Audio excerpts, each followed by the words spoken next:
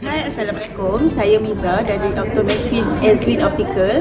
So hari ni saya nak cerita sikit lah tentang multifocal.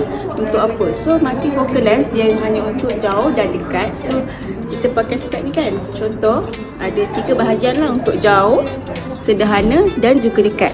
So untuk bahagian jauh kita just tengok tegak sahajalah macam ni. Tegak.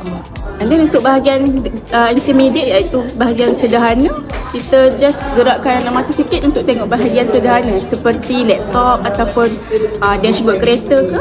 Yang ketiga ialah bahagian dekat. Bahagian dekat ni waktu kita membaca lah, kita angkat sikit dan kita dongakkan sikit kepala menggunakan point di bawah iaitu point untuk membaca. So saya nak explain sikit lah kenapa pakai multifocal ni. Untuk permulaannya dia akan rasa pening ataupun tak selesa lah. Sebabnya dekat satu lens tu dia ada 3 point iaitu 3 jarak. So dia akan jadikan satu gelombang ataupun kita akan rasa berombak sebabkan pertukaran power di antara jauh, sederhana dan dekat.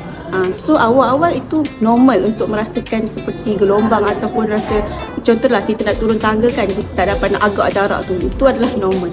Okay, so tu untuk permulaan kita akan pakai ataupun advice patient untuk pakai 4 jam dulu untuk bagi biasa adaptation period, and then insyaAllah dalam seminggu kalau kita memang belajar pakai bersungguh-sungguh, insyaAllah boleh pakai.